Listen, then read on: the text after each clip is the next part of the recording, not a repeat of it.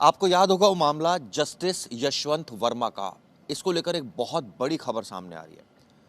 पहले जस्टिस यशवंत वर्मा इस्तीफा देने के लिए तैयार नहीं थे और अब अचानक एकाएक उन्होंने इस्तीफा दे दिया।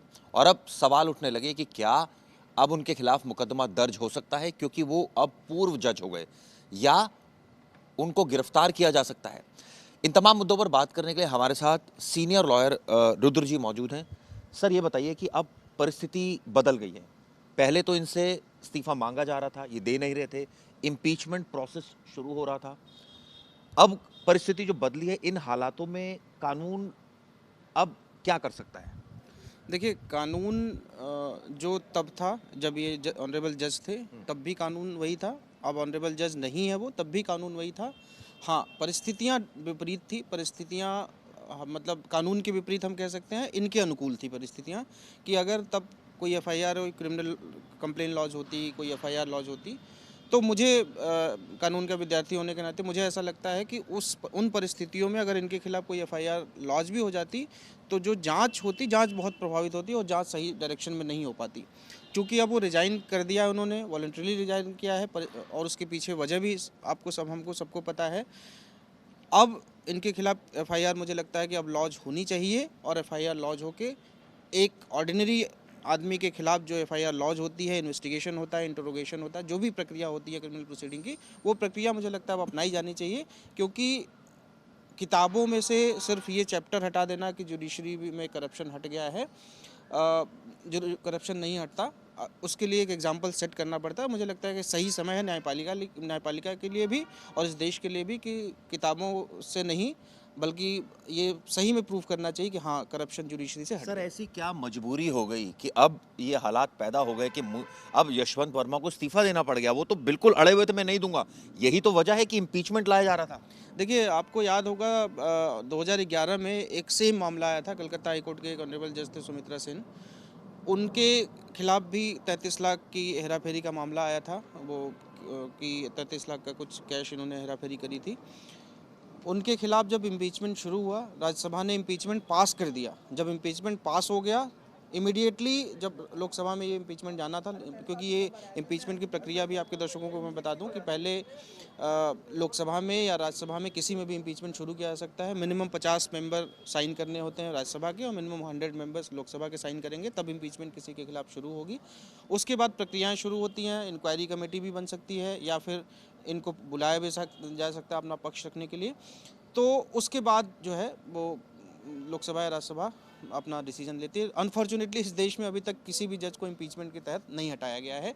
एक मामला सुमित्रा सेन का आया था, जिसमें मैं बात कर रहा था। 2011 में राज्यसभा ने इम्पीचमेंट इनके अगेंस्ट में पास कर दिया, और अगले दिन ही उन्होंने रिजाइन कर दिया। क्यों रिजाइन कर दिया? क्योंकि अगर वो रिमूव किए जाते ऑफिस से, हाईकोर्ट ऑफिस से, हाईकोर्ट जज से वो रिमूव किए जाते, तो उनके जितने पोस्ट रिटायरमेंट बेनिफिट्स, पेंशन और दुनिया भर के जो इनको तामझाम मिला होता है, एक जज के साथ जितना तामझाम चलता है, 10-10, 12-12 नौकर, रिटायरमेंट के बाद भी इनको सारी सुविधाएं मिलती हैं, वो सुविधाएं उनको नहीं मिल पाती। उसके डर से उन्होंने तुरंत रिजाइन कर दिया। और मुझे लगता है सेम इंसिडेंस यहाँ हुआ होगा।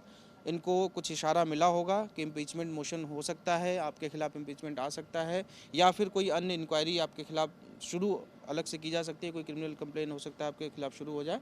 तो उसी सब को ध्यान में रखते हुए अपनी जो रिटायरमेंट बेनिफिट्स और वो सारी चीज़ों को बचाए रखने के लिए उन्होंने आज रिज़ाइन किया होगा। सर, मुझे एक बात बताइए, इस देश के जब उपराष्ट्रपति धनखड़ साहब थे, तो उन्होंने ओपनली कहा था कि मुकदमा दर्ज कीजिए, गिरफ्तार कीजिए। ऐसी कौन सी मजबूरी थी कि एक जज के घर से, स्टोर रूम से नोटों के बंडल मिल रहे थे, अधजली स्थिति में मिल रहे थे, और 1.5 उसके फीट ऊंचाई बाद, तक। हाँ, उसके बावजूद पूरे देश ने देखा। ये मुझे याद है, जो घर में आग लगी थी, पूरे देश तक फैल गई जी। है आग। उसके बावजूद आज तक कुछ नहीं हुआ। तो कानून में तो यही डिफरेंस नजर आ रहा है ना। एक आम आदमी क्या बोलेगा कि एक चोरी का मुकदमा अगर दर्ज कराना हो, झूठा, तो 1 मिनट में हो जाता है। बिल्कुल। तो फिर ये क्यों नहीं? वही जो आप नोटों की बात कर रहे हैं, वो नोटों की गिनती नहीं हुई थी। वो नोटों की ऊंचाई नापी गई थी कि 1.5 फीट हाइट तक वो नोट थे। अब वो कितने नोट रहे होंगे उसका कोई अंदाजा आज तक नहीं लगा पाया कि कितने करोड़ नोट रहे होंगे। उसके बावजूद भी अगर प्रक्रिया इतनी लचीली रही, और एक उपराष्ट्रपति जो देश के, मुझे लगता है सबसे बड़ा दूसरा बड़ा पद होता है, उन्होंने इस बात की ओर इंगित भी किया कि ऐसा होना चाहिए। हालांकि मैं उनसे एक थोड़ा सा डिफर करूंगा कि अगर उस समय एफआईआर लॉन्च हो भी गई होती तो क्योंकि ये ऑनरेबल जज थे, इनके खिलाफ ना इंक्वायरी सही से हो पाती, ना इनके खिलाफ कोई एक्शन हो पाता। अब मुझे लगता है कि ये सही समय है, अब उनके खिलाफ एफआईआर की जा सकती है, जांच भी सही दिशा में होगी, जांच सही डायरेक्शन में होगी, किसी उपयुक्त अधिकारी को ये जांच सौंपी जानी चाहिए और इनके खिलाफ एफआईआर चलिए मैं अब करके। कानून की बात करता हूँ जी दृष्टि से। जी अब ये एक लेमैन बन गए हैं क्योंकि अब ये जी पूर्व जज हो गए हैं, जी। तो ऐसे में अब चीफ जस्टिस ऑफ इंडिया से कोई परमिशन लेने की जरूरत है मुकदमा दर्ज करने की? अब कोई परमिशन लेने की ज़रूरत नहीं है क्योंकि अब ये एक ऑर्डिनरी मैन है, हम जैसे हम और आप हैं।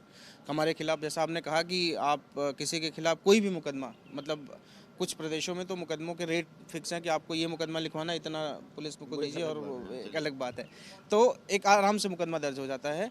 तो अब इनके खिलाफ एक ऑर्डिनरी मैन है, इनके खिलाफ आप आराम से मुकदमे कहीं भी सो मोटो भी अगर कोई चाहे तो दर्ज कर सकता है, या फिर जो भी उपयुक्त थाना जो यहाँ का लगेगा वहाँ पे मुकदमा दर्ज करा के और इनके खिलाफ अब किसी की भी इजाज़त की ज़रूरत नहीं है, इनके खिलाफ मुकदमा दर्ज करा के और कार्रवाई की जा सकती है। चलिए अब मैं एक सिचुएशन ये भी जानना चाह रहा था कि इस समय क्यों किया, क्योंकि इम्पीचमेंट आ सकता था, इम्पीचमेंट में इनको हटाया जाता, जुडिशरी से इनको कोई मतलब नहीं था क्योंकि ये जुडिशरी का कहना ही नहीं मान रहे थे शुरुआत से ही। जो आदमी भ्रष्टाचार कर रहा है, और मुझे लगता है इनकी इंटरनल रिपोर्ट में भी आ गया था, जो जी जजेस की रिपोर्ट जी थी, जी इशारा किया था उन्होंने। जी सवाल ही उठता है सर, जो किसी की मान ही नहीं रहा था, वो अचानक उसको जुडिशरी की इमेज की कैसे टेंशन होने लग गई कि अगर मान लीजिए, फर्ज कीजिए परिस्थिति ये होती कि इनको हटाया जाता इम्पीचमेंट के जरिए, तो क्या हो जाता?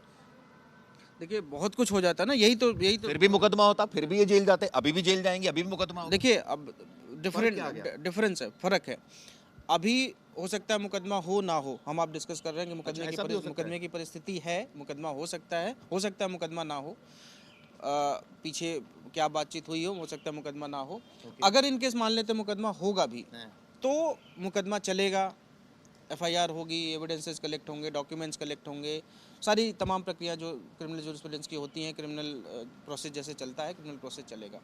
लेकिन जो इनके बेनिफिट्स हैं, जो मैंने आपको बताया कि सर अगर कोई आदमी जेल चला जाता है, हाँ। उसको अपने बेनिफिट की टेंशन होगी या जेल जाने की टेंशन? बिल्कुल होती है। क्योंकि इस परिस्थिति में भी अगर फर्ज कीजिए मुकदमा होता है तो वो जेल जाएगा, देखिए और उस परिस्थिति में भी अगर इम्पीचमेंट के बाद इनको हटाया जाता और फिर मुकदमा होता तब भी जेल जाएंगे, तो फर्क क्या आ गया सर? देखिए मैं वही कह रहा हूँ कि अनफॉर्चुनेटली मैं कहूँगा कि 75 वर्ष हो गए हमारे देश को आज़ाद हुए, लेकिन आप ऑनरेबल जजेस की जब आप कार्य पद्धति और क्रियाकलाप देखेंगे, उनको कुर्सी हटाने के लिए 2 लोग होते हैं, उनके घर में कम से कम 12, अभी एक रिपोर्ट आई थी किसी चैनल की रिपोर्ट थी कि एक जज साहब के यहाँ कम से कम 28 लोग थे, रिटायरमेंट के बाद 28 नौकर उनको मिले हुए थे।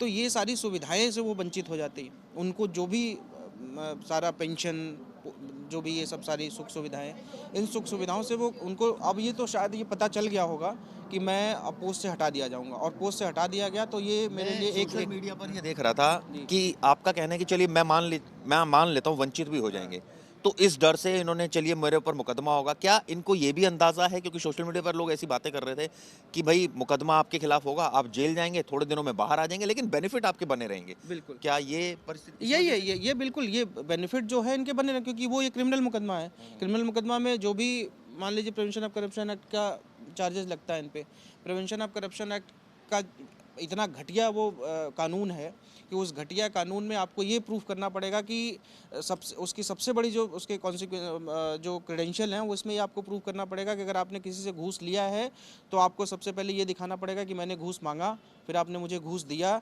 और फिर वो सारी परिस्थितियाँ, सारी चीज़ें प्रूफ करनी पड़ेगी। ठीक है। अब क्योंकि नोटों का बंडल है, नोटों का बंडल हो तो कहेंगे भाई मैंने तो किसी से मांगा नहीं, कोई आदमी आप खोज के कभी ला नहीं पाएंगे कि इन्होंने उनसे मांगा, ये पैसा आया। अब ये इंक्वायरी ये होगी कि पैसा आया कहाँ से, वो मुझे लगता नहीं कि मैं कभी ये इसको पता काटूंगा, जी इसको काटूंगा। आपने कहा कि ये बताएंगे नहीं, लेकिन पुलिस के तो अपने तरीके होते हैं ना, अगर मारेंगे पीटेंगे किसी एक, यूजुअली एक कहा जाता है ना, पुलिस वाले अपनी भाषा में अगर पूछेंगे जी तो अच्छे अच्छे बोलते हैं कि भैया ये पैसा उसने दिया, उस केस में दिया, इस केस में दिया, तो क्या यहाँ बड़ी इन चीज़ों का ध्यान रखा जाएगा?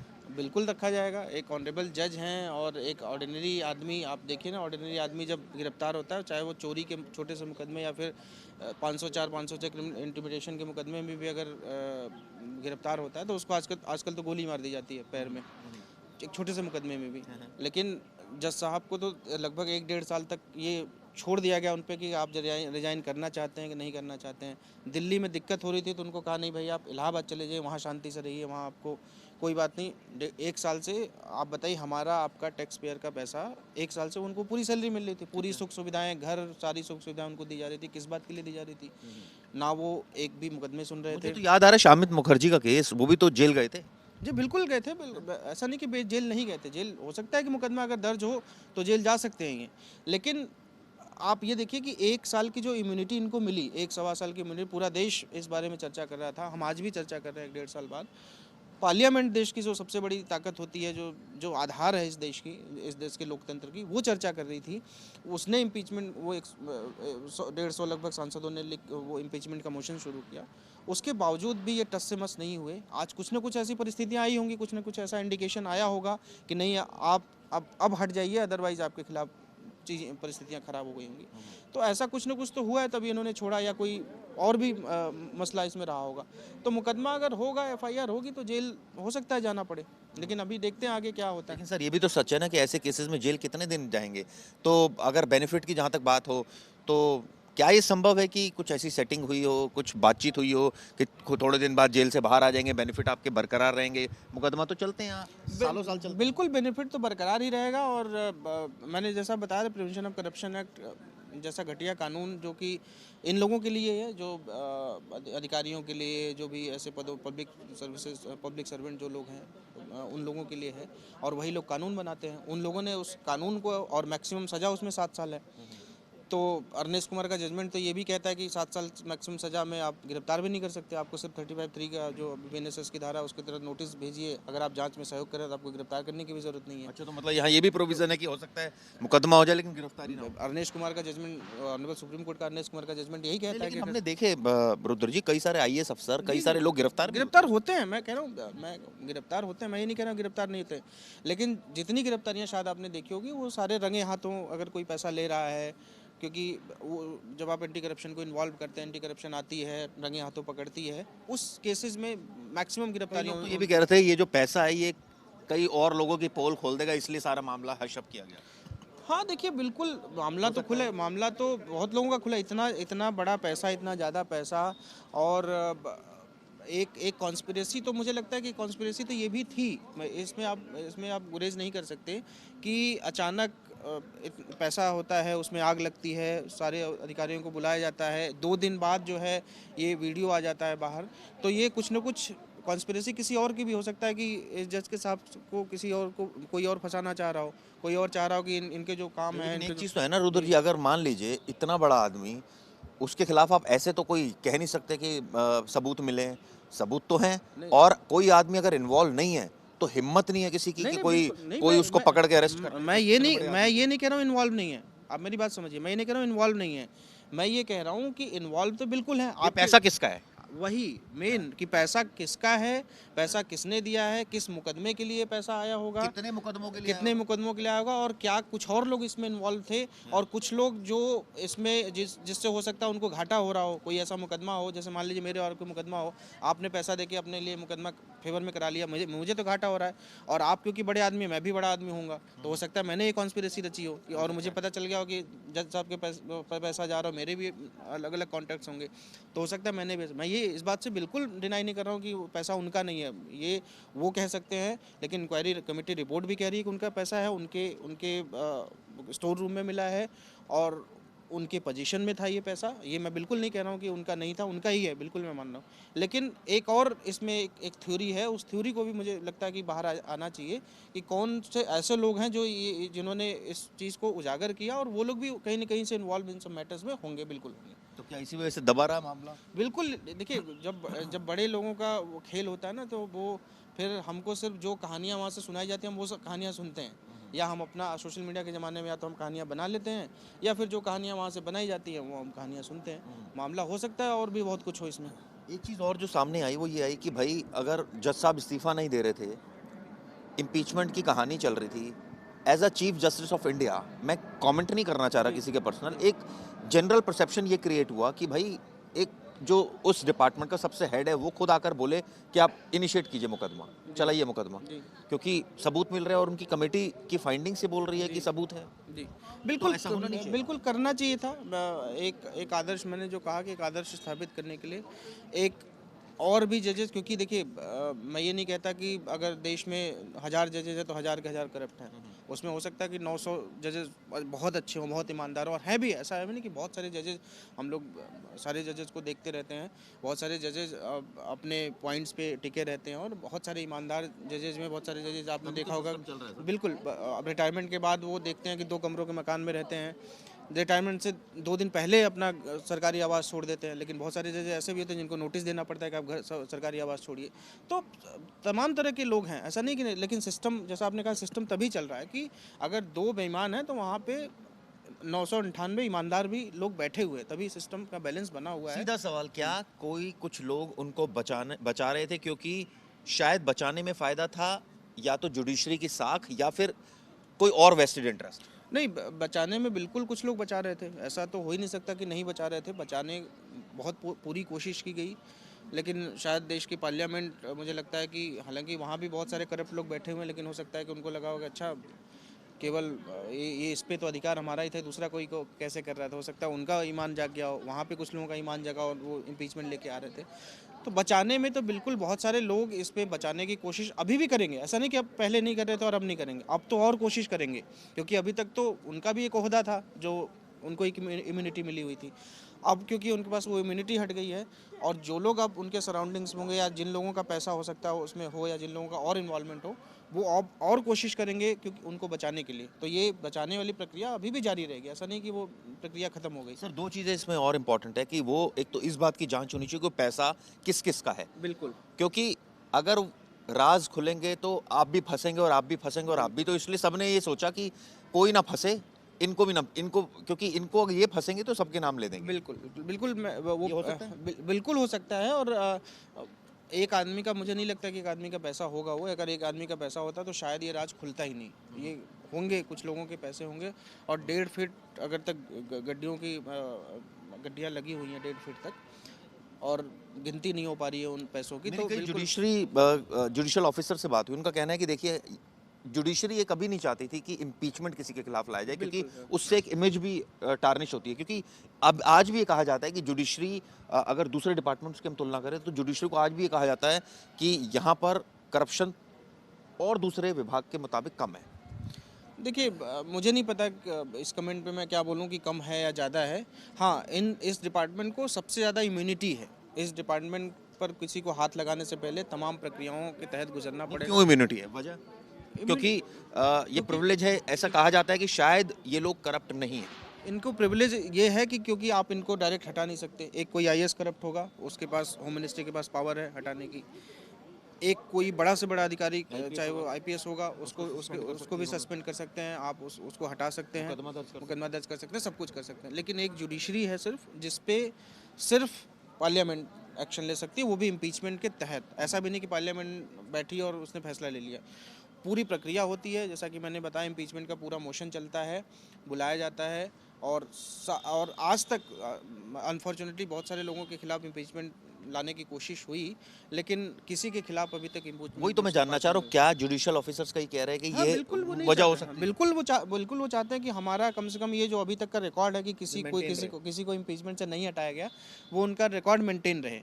भले से ही जैसे सुमित्रा सेन का केस हो गया, इनका केस हो गया, यशवंत वर्मा का केस हो, जो रिसेंट हमारे 10-15 साल के केस में बता रहा हूँ, वो पेपर वर्क पर ना है कहीं पेपर वर्क पे कहीं ना है, कि कहीं पे अगर किताबों में पढ़ाया जाए तो ये ना पढ़ाया जाए कि हाँ ये जज साहब जो है इम्पीचमेंट से हटाए गए थे, इतने जजेस इम्पीचमेंट से हटाए गए थे। एकेडमिक में अगर पढ़ाया जाए तो ये कम से कम ये आ जाए कि कोई भी इम्पीचमेंट से नहीं हटाया गया था। तो ये हो सकता है कि इस बात को बचाने के सर, लिए। एक चीज़ और जानना चाहूँगा, ये कहा गया कि जब जुडिशियल इंक्वायरी होगी उसमें जो रिपोर्ट आएगी उसके आधार पर कार्रवाई होगी, उसमें भी नेगेटिव रिपोर्ट आई, तो फिर तो अगर चाहते तो परमिशन दी जा सकती थी ना? बिल्कुल दी जा सकती है। 2 कमेटी की रिपोर्ट आई, एक जो ऑनरेबल चीफ जस्टिस ने कमेटी बनाई थी, उस कमेटी की भी रिपोर्ट इनके नेगेटिव में आई।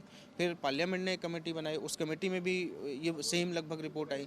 तो दोनों कमेटी ने अपनी अपनी अपनी रिपोर्ट्स दी। उस कमेटी के रिपोर्ट के अनुपालन में, अनुशंसा में उन कमेटियों ने कहा भी कि इनको छोड़ देना चाहिए पद, कम से कम ये, क्योंकि ये कमेटी इससे ज़्यादा रिकमेंड कुछ कर नहीं सकती। तो ऑनरेबल चीफ जस्टिस को संज्ञान में लेना चाहिए था मामला, और इनके खिलाफ लेकिन वही फिर अब साख वाली बात आ जाती कि पद में रहते हुए फिर वो पढ़ाया जाता कल को कि पद में रहते हुए एग्जाम में क्वेश्चन आने लगते कि बताइए कौन से जज के खिलाफ पद में रहते हुए उनके खिलाफ एफआईआर हुई।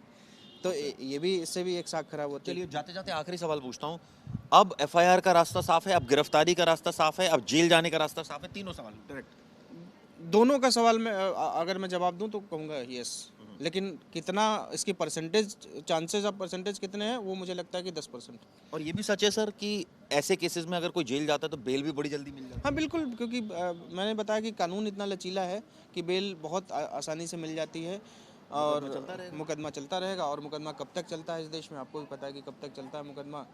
मुकदमे चलते रहते हैं, व्यक्ति चला जाता है लेकिन मुकदमे चलते रहते हैं इस देश में। तो क्या, आखिरी सवाल, क्या कोई ऐसी मजबूरी या कोई परिस्थिति, कुछ तो इंडिकेशन आया है तभी रिजाइन हुआ है? बिल्कुल बिल्कुल, इंडिकेशन, क्लियर इंडिकेशन आया होगा, क्लियर इंडिकेशन आया होगा। जो व्यक्ति पिछले साल भर से ऊपर से रिजाइन नहीं कर रहा था, उसी उनकी जिद की वजह से दिल्ली से इलाहाबाद ट्रांसफ़र कर दिया गया, कोई काम असाइन नहीं कर रहा था। आप ही को, आप बताइए, आपके ऑफिस में अगर आपको साल भर बुलाया जाए और आपको कोई काम ना दिया जाए, आप तो फ्रस्ट्रेट होकर रिजाइन कर देंगे। अरे भाई, जब आप जिस काम के लिए आते हैं वो काम नहीं कर रहा था, आप फ्रस्ट्रेट होकर रिजाइन कर देंगे। लेकिन वो व्यक्ति अगर 1 साल से आ रहे थे, बैठे हुए थे, तो आज कोई न कोई क्लियर इंडिकेशन 2-4 दिन पहले उनके पास आया होगा कि आप अब रिजाइन कर क्या दीजिए। ये संभव है अंतरात्मा की आवाज़ के, मैं, क्योंकि उन्होंने अपने वो लेटर में लिखा है कि मैं ओवरबर्डन्ड खुद को फील कर रहा था इसलिए मैंने रिजाइन कर दिया। देखिए, अंतरात्मा की आवाज़ जैसा शब्द बड़ा सुनने में बड़ा अच्छा लगता है। अंतरात्मा की आवाज़ अगर किसी की आती है तो इंस्टेंट आती है। आपके और मेरे मन में कोई विचार आता है तो इंस्टेंट कोई विचार आता है। मैं साल भर बाद मुझे कोई ऐसा विचार नहीं ऐसे लोग होते हैं जिनके थोड़े टाइम में आता। आता है। वो पॉलिटिशियंस को बहुत जब चुनाव आते हैं तो उनको अंतरात्मा की आवाज़ आती है। और जज साहब लोगों को, मुझे लगता है कि जब उनको हटाने की प्रक्रिया लगभग ख़त्म होने वाली होती है या होने वाला होता है, तब शायद उनके अंतरात्मा की आवाज़ आती है। चलिए, मुझे लगता है बहुत ही डिटेल में रुद्र जी ने बहुत ही डिटेल में आपको बताया कि क्या कानूनी प्रोविज़न है। यानी अब एफआईआर का रास्ता साफ है, मुकदमा दर्ज कीजिए, गिरफ्तार कीजिए, जेल भेजिए, फिर बेल दे दीजिए, जो करना है करिए। अब वो पूर्व जज हो चुके हैं, अब वो जस्टिस नहीं रहे क्योंकि उन्होंने रिज़ाइन कर दिया है, और यही उम्मीद की जा रही है कि राष्ट्रपति भी इसको एक्सेप्ट कर लेगी। ये वीडियो आपको कैसी लगी बताइएगा। धन्यवाद।